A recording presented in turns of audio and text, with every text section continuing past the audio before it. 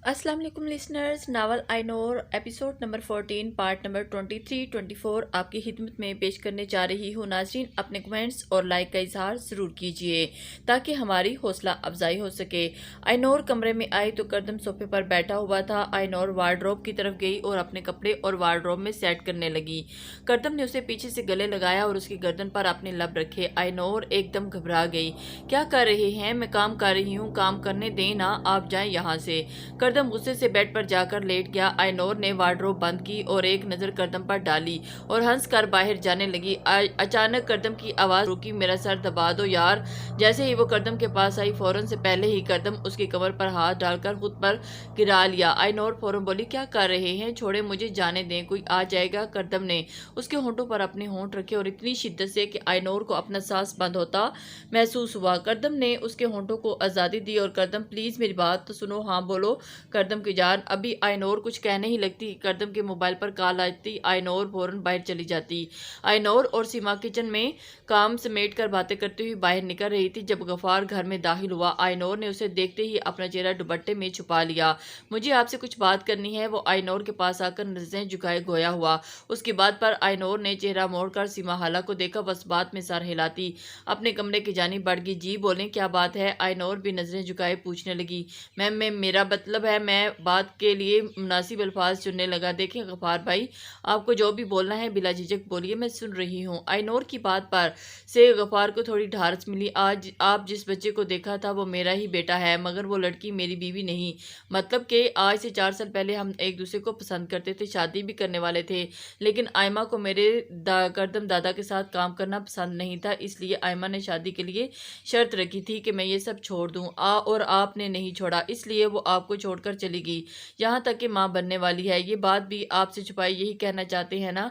आदत से मजबूर आइनोर इसकी बात काटते हुए बोली। जी। गफार धीरे से बोला, नजरें हनूज चुकी थी।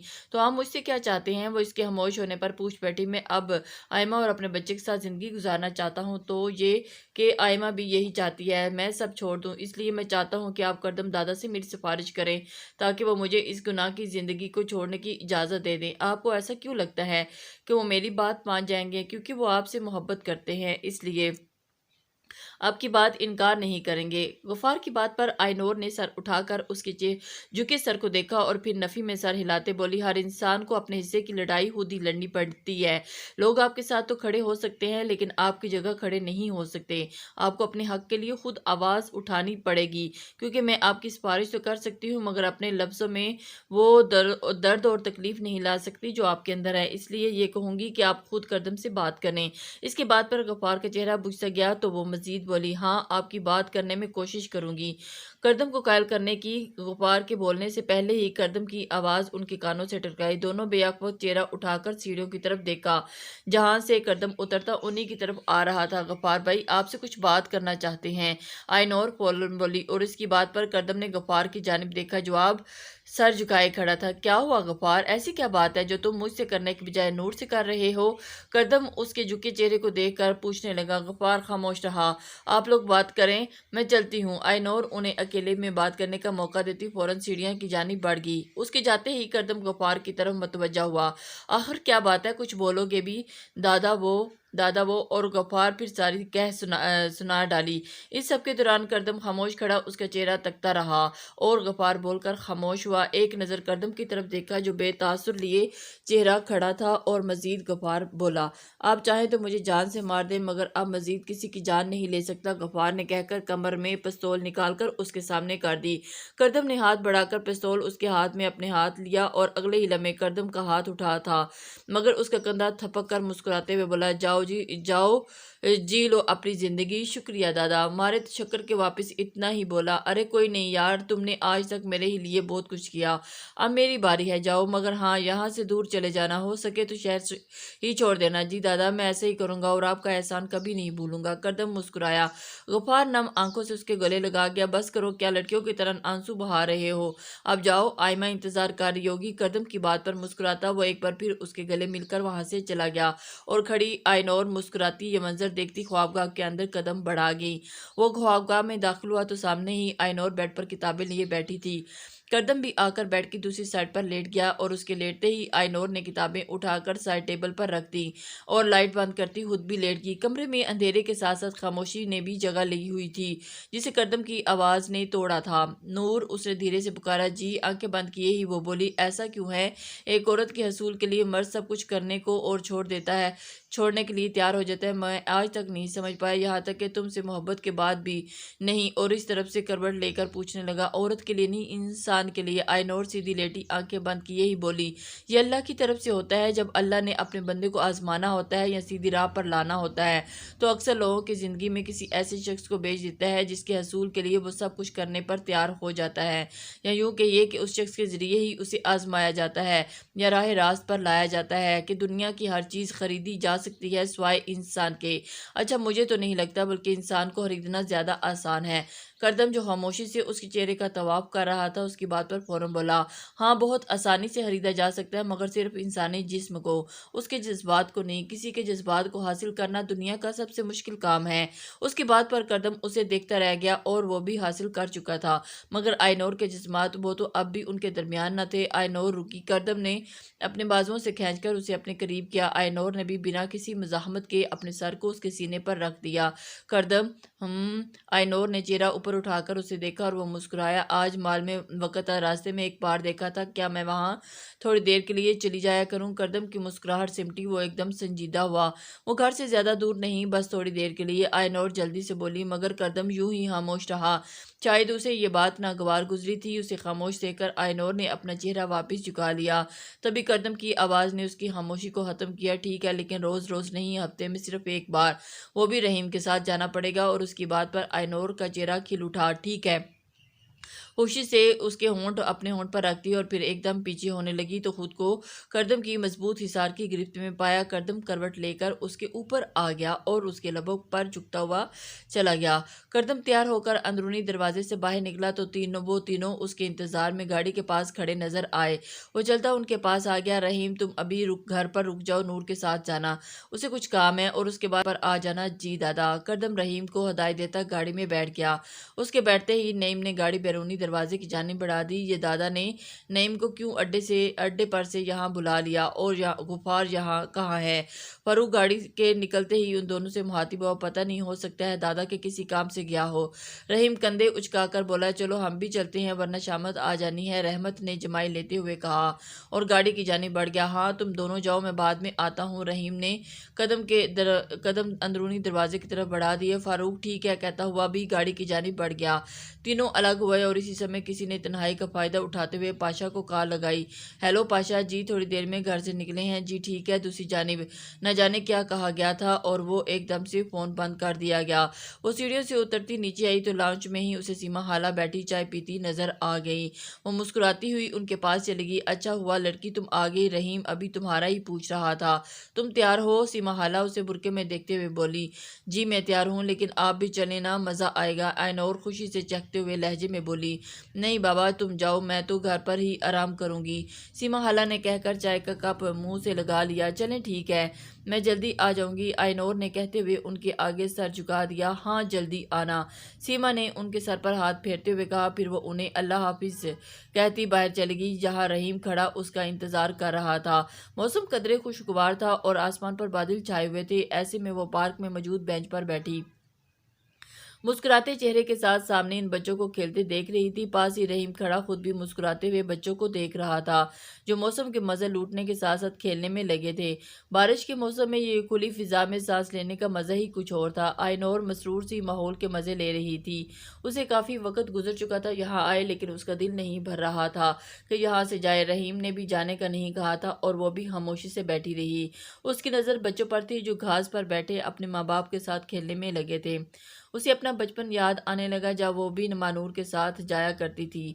यकदम उसकी आंखें माँ को याद करके नम होने लगी। वो उठ खड़ी हुई। चले रहीम भाई, आइनोर के भाई कहने पर चौंक कर उसने आइनोर की तरफ देखा। नकाब से झांकती आंखें उसके जवाब की मुंतजिर थी। जी, वो असबात में सर हिलाता गाड़ी की तरफ चल दिया। आइनोर ने भी उसके पीछे चल दी। गाड़ी के पास पहुंचकर रहीम ने उसके लिए पिछला दरवाज़ा खोला। वो बुरका संभालती गाड़ी में बैठ गई। रहीम उसकी तरफ का दरवाज़ा बंद करता फौरन ड्राइविंग सीट पर آ کر بیٹھ گیا اور گاڑی سٹارٹ کر کے گھر کے راستے پر ڈال دی۔ راستے میں بھی آئنور باہر دیکھ رہی تھی۔ رحیم تھوڑی تھوڑی دیر بعد بیک مرر سے اس پر نظر ڈال دیتا۔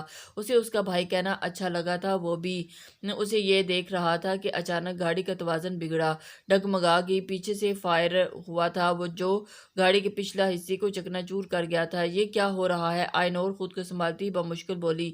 آنکھیں خوف سے پھیل گئی۔ آپ سیٹ کو مضبوطی سے پکڑ لیں اور نیچے جھک جائیں، رحیم نے کہہ کر گاڑی کے اسٹیئرنگ وہیل کو گرفت پر مضبوط کری۔ وہ بے قابو ہوتی گاڑی کو قابو میں کرنے کی کوشش کر رہا تھا۔ گاڑی سنسان سڑک پر ادھر ادھر ڈگمگا کر کہ تبھی ایک اور فائر کی آواز فضا میں گونجی اور اس بار گاڑی اگلے شیشے کو توڑتی ہوئی گزری اور رحیم نے گن نکال کر پیچھے ہاتھ کیا اور اندھا دھند فائرنگ شروع کر دی۔ پیچھے آتی بلیک مرسیڈیز نے بھی اندھا دھند فائرنگ شروع کر دی۔ فضا میں صرف گولیوں کی آوازیں سنائی دے رہی تھی۔ رحیم ایک ہاتھ سے گاڑی چلاتا دوسرے ہاتھ سے فائر کرتا جا رہا تھا کہ اچانک گن سے گولیاں ختم ہو گئی اور اس نے لب پینچ کر گن کو ایک طرف پھینکا اور گاڑی کی رفتار تیز کر دی۔ پیچھے سے مسلسل فائرنگ ہو رہی تھی۔ رحیم سڑک پر ادھر ادھر گاڑی کو کرتا تیز رفتاری سے بھگا رہا تھا۔ پیچھے آتی گاڑی نے اپنی رفتار تیز کر دی۔ رحیم نے ان کو پاس آتا دیکھ کر گاڑی کا رخ گلیوں کی طرف جانب موڑ دیا۔ تنگ گلیوں میں گاڑی گزارتا وہ بار بار پیچھے مڑ کر دیکھ رہا تھا۔ اس جگہ آبادی ہونے کے باعث پیچھے آتی گاڑی لوگوں کی آمد رفت کی وجہ سے اپنی رفتار سست کر چکی تھی، مگر رحیم نے اپنی رفتار کم نہ کی۔ وہ لوگوں کی پرواہ کیے بغیر گاڑی بھگا رہا تھا۔ لوگ گاڑی کے پاس آتے ادھر ادھر بھاگ رہے تھے۔ شور بڑھ گیا تھا، گالیوں میں بھگدڑ مچ گئی اور اس نے ایک بار پھر مڑ کر دیکھا۔ وہ گاڑی آہستہ آہستہ نظروں سے اوجھل ہو گئی تھی۔ جب پوری طرح گاڑی دکھائی دینا بند ہو گئی تو رحیم نے شکر کا سانس لے کر گاڑی کی رفتار کم کی، پھر چہرہ موڑ کر آئنور کو دیکھا۔ اب آپ اٹھ جائیں، خطرہ ٹل گیا ہے، رحیم نے اسے دیکھتے ہوئے مسکرا کر کہا، مگر آئنور کے وجود میں کوئی حرکت نہ ہوئی۔ بہنا اٹھ جاؤ، ڈرو نہیں، بس اب گھر آنے والا ہے، رحیم نے کہتے ہوئے چہرہ سنبھال لیا اور اب اس کی نظریں سڑک پر تھی۔ آئنور یوں ہی نیچے جھکی ہوئی تھی اور اس کے دوبارہ کہنے پر اس نے سر تک نہ اٹھایا۔ بیچاری کافی ڈر گئی۔ رحیم نے سوچتے ہوئے گاڑی کی رفتار تیز کر دی۔ آئنور کی وجہ سے اب وہ جلد از جلد گھر پہنچنا چاہتا تھا۔ تیز رفتاری سے سڑک پر دوڑتی تھوڑی ہی دیر گاڑی گھر کے دروازے پر جا رکی۔ چوکیدار نے آنکھیں حیرت لیے گاڑی ابتر حالت کو دیکھا اور ایسے کیا دیکھ رہے ہو، جلدی دروازہ کھولو۔ رحیم کے غصے سے کہنے پر چوکیدار گڑبڑا گیا اور فوراً دروازہ کھول دیا۔ رحیم گاڑی کو اندر بڑھا لے کر پورچ میں گاڑی روکتے ہی اس کے پیچھے مڑ کر آئنور کو دیکھا۔ وہ اب بھی اسی حالت میں تھی۔ گھر آ گیا، اب تو اٹھ جائے، رحیم کے کہتے ہوئے سیٹ کی پشت پر ہاتھ رکھتا تھوڑا نیچے کو جھکا، مگر اگلے ہی لمحے چونک کر دیکھا ہاتھوں پر کچھ نمی سی محسوس ہوئی اور اس نے سیٹ کی پشت سے ہاتھ اٹھا کر اپنے سامنے کیا تو وہ دھنگ رہ گیا۔ ہاتھ پر خون لگا تھا جو یقیناً آئنور کا تھا۔ یہ کیا ہوا؟ اب کیا کروں؟ سیما حالہ، ہاں ان کو بلاتا ہوں۔ خود کو بڑبڑاتا فوراً گاڑی سے نکلا اور اندر کی جانب بڑھ گیا۔ اسے خوف محسوس ہو رہا تھا، کوئی بعید نہیں، اس حادثے کی خبر ہوتے ہی قدم اس کی جان لے لیتا، اس لیے اب اسے جلد از جلد کچھ کرنا تھا تاکہ آئنور کی جان بچائی جا سکے۔ اڈے پر آئے مال کو حفاظت سے ٹرک سے نکالا جا رہا تھا۔ فاروق اپنی نگرانی میں مال ٹرک سے اتروا رہا تھا، وہی رحمت کھڑا مال کے ڈبے کھلوا کر چیک کر رہا تھا جب قدم ان کے پاس چلا آیا۔ رحیم ابھی تک نہیں آیا، جیب میں ہاتھ ڈالے کھڑا پوچھ رہا تھا، نہیں دادا، جواب رحمت کی طرف سے آیا، ٹھیک ہے آ جائے تو میرے پاس بھیجنا۔ جی ٹھیک ہے، رحمت نے تابعداری سے بولا۔ اسٹریچر پر اسے لٹائے وہ ہسپتال میں آگے بڑھتے جا رہے تھے۔ ارد گرد موجود لوگ آتے جاتے اسے دیکھ رہے تھے جس کے خون سے اسٹریچر تک رنگ گیا تھا۔ رحیم اور سیما حالہ اسے لیے ڈاکٹر کے روم کے سامنے جا کر رکے اور ان کے ساتھ نرس بھی موجود تھی۔ سیما حالہ، آپ یہیں رکے، میں ڈاکٹر سے بات کرتا ہوں، رحیم کہتا ہوا روم میں چلا گیا۔ اندر داخل ہو کر اس نے دروازہ لاک کیا اور ڈاکٹر کی طرف بڑھا جو آنکھیں سکیڑے اسے گھور رہا تھا، یہ کیا کر رہے ہو؟ اندر کسی نے آنے دیا؟ ڈاکٹر نے غصے سے بولا۔ رحیم اس کی نظر انداز کرتا آگے بڑھا اور کالر سے پکڑ کر ایک جھٹکے سے مقابل کھڑا کیا، چل باہر، جو لڑکی اسٹریچر پر ہے اس کا فوراً آپریشن شروع کر، ورنہ تیری آنے والی 7 نسلوں کو ہمیشہ علاج کی ضرورت پڑتی رہے گی۔ رحیم دانت پیستا ہوا بولا، اور یہ کیا بدتمیزی ہے، چھوڑو مجھے، میں ابھی گارڈ کو بلاتا ہوں۔ ڈاکٹر ایک ہاتھ سے اپنا کال چھڑوانے کے لیے کوشش کرتا دوسرا ہاتھ ریسیور کی جانب بڑھانے لگا، تبھی رحیم نے گن نکال کر اس کے سر پر تان دی۔ لگتا ہے تجھے سمجھ نہیں آ رہی، ابھی اتاروں تیری کھوپڑی میں گولیاں؟ رحیم گرایا، دیکھو میرے چھوٹے چھوٹے بچے ہیں، رحم کرو۔ ڈاکٹر نے اس کے سامنے ہاتھ جوڑ دیے، یہ ڈرامہ چھوڑو اور باہر چل کر اس لڑکی کو دیکھ جلدی۔ رحیم کی بات ڈاکٹر نے سر ہلایا، جس پر رحیم نے اس کا کالر چھوڑ دیا۔ ڈاکٹر فوراً دروازے کی جانب بڑھ گیا۔ رحیم نے گہرا سانس لے کر گن واپس پینٹ میں پھینک لی اور کوٹ ٹھیک کرتا خود بھی اس کے پیچھے چل دیا۔ باہر آیا تو نرس سیما حالہ سے بحث کرتی نظر آئی۔ کیا ہو رہا ہے یہاں؟